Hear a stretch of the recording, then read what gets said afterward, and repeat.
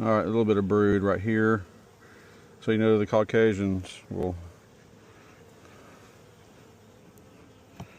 cut down their numbers quick.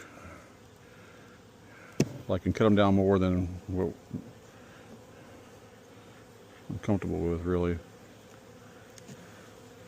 I'm just not comfortable with them because this is my first year to do it.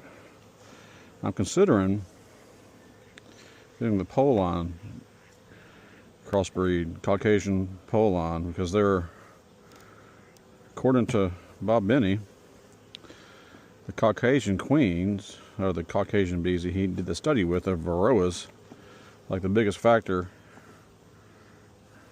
in determining the ability of a hive to fight off Varroa wasn't the treatment with the, necessarily the treatment with the these strips laying down like this, or laying across, or the experimental pads laying across, or the ones from Canada down in here. He did all that. I see brood down here.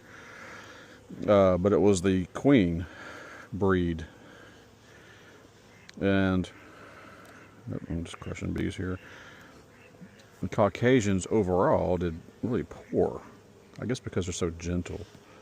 They just don't fight back.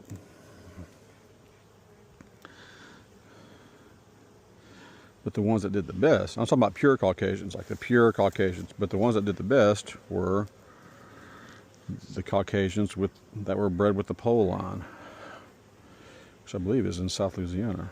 So I may do that. I may invest in,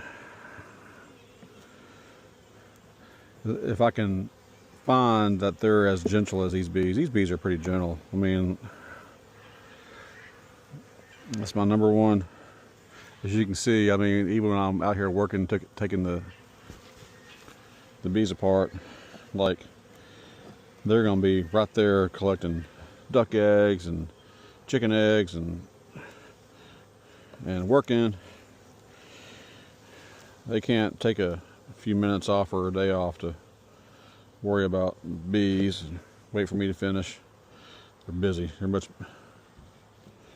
That one, I guess. Let me see. Make sure there's no brood in here for any reason.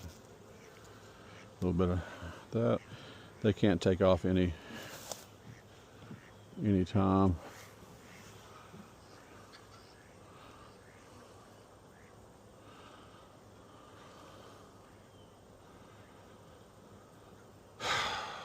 I don't know who that is. It's not somebody looking at the goats over there. They got kids.